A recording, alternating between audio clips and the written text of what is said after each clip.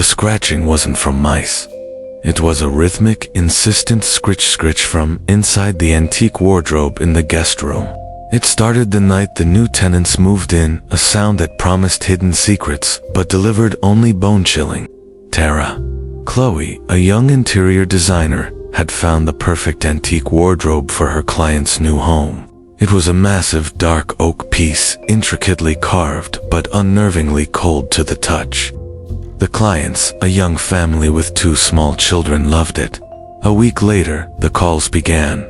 Faint scratching sounds from inside the wardrobe, mostly at night, then whispers.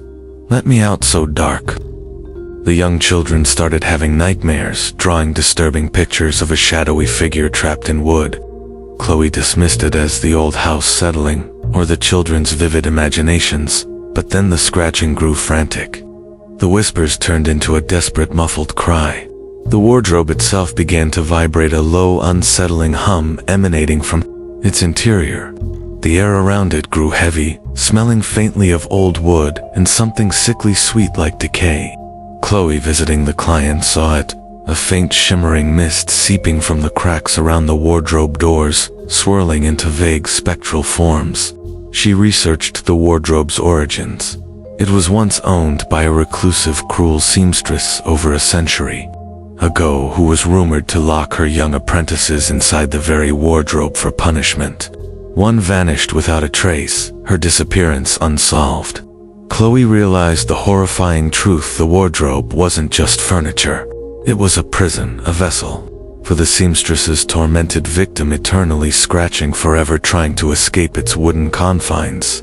The mist was her essence, her desperate plea for release. With a scream, Chloe grabbed a heavy iron poker. The mist surged forward, the whispers shrieked, a sound that tore at her soul. She swung the poker wildly, aiming for the wardrobe's ornate carvings, trying to break its hold. She struck it again and again, wood splintering, hinges groaning. Finally, with a desperate heave, one of the doors shattered inwards. Silence. A profound, aching silence filled the room. The mist dissipated. The whispers ceased. The chill lifted. The family moved out the next day, leaving the shattered wardrobe behind. It sits in a junkyard, now its deadly scratching silenced.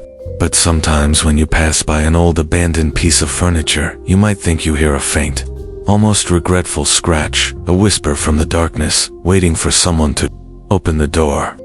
If an antique whispered to you from the dark, would you dare to unlock its secrets?